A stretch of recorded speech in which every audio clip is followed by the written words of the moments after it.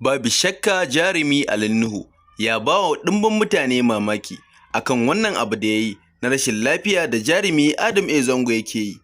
Babu shakka ya kamata ku kasance da mu har zuwa ƙarshen wannan bidiyo domin ji da kuma ganin abubuwan da za su yi matuƙar baku mamaki waɗanda suka faru a masana'antar shirya fina-finai ta Kannywood bayan wannan jarrabawa da ta samu ɗaya daga cikin jigo na masana'antar ta shirya fina-finai ta Kannywood, Adam A. Zango.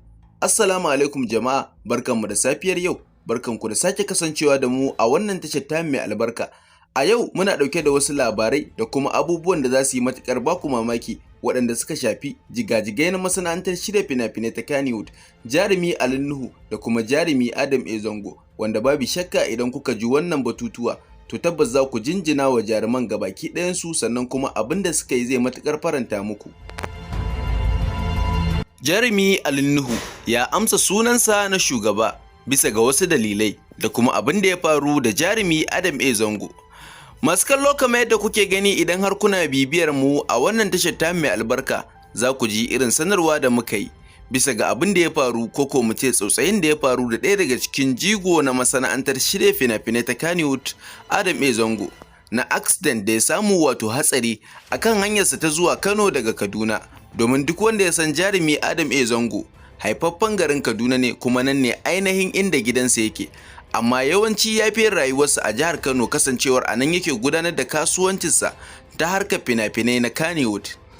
A hanyar dawowarsa, ko mu ce a hanyar zuwarsa garin Kano domin gudanar da wasa da bukunkuna na sallah kamar yadda aka saba a kowace shekara, Allah subhanahu wata'ala ya jarrabe shi da samun hatsari, wanda hatsari ne mai girman gaske. Allah subhanahu wata'ala ya kadarta cewa ya ji ciwuka, sannan kuma akwai kaninsa a ciki da kuma wasu daga cikin waɗanda suka yi hatsarin tare. Ɗaya daga cikin waɗanda suke wannan hatsari da jarumi Adam A. Zango mace, Allah ya karɓi rayuwarta take a lokacin da suke wannan hatsari, amma shi ma na ɗayar motar ko ya jikkata ba kaɗan ba, wanda muna fatan Allah subhanahu wata'ala ya ba su lafiya baki ɗayansu. Allah ya sa kuma kafara ce wannan abu da ya faru da su. Babban makasudu na kawo muku wannan labarai shine abubuwa da suka yi ta faruwa bayan wannan hatsari da ya samu jarumi Adam A. Zango, inda 'yan uwansa da kuma abokanansa na masana'antar shirya fina-finai ta Kannywood din suka fito suka dinga jaje tare da nuna alhininsu bisa ga wannan abu da ya faru da shi. Sai dai ko shi jarumi Ali Nuhu, jigo kuma shugaba na masana'antar shirya fina-finai ta Kannywood din da kuma fina-finai na Najeriya baki ɗaya, abin da ya yi matuƙar ɗaukar hankalin mutane, sannan an jinjina masa, sannan an ƙara tabbatar da cewa ya cancanta ya zamanto shugaba.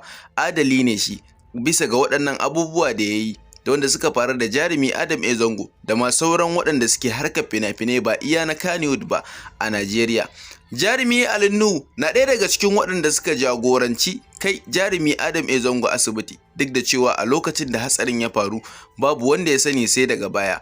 Amma dalilin da yasa aka ce na ɗaya daga cikin waɗanda suka jagoranta, kasancewar yadda yake shugaba, yana ɗaya daga cikin waɗanda suka tashi takanas ta Kano suka tafi wannan asibiti domin duba jarumi Adam A. Zango, duk da cewa abokinsa ne kuma wanda suke harkar fina-finai ta masana'antar shirya fina-finai ta Kano din, kuma kusan wanda za a iya cewa wanda suke gogawa tare da shi. Duk da cewa jarumi Ali Nuhu shugaba ne a wurin jarumi Adam A. Zango, kamar yadda shi jarumi Adam A. Zango yake bayyanawa da bakinsa fa kenan.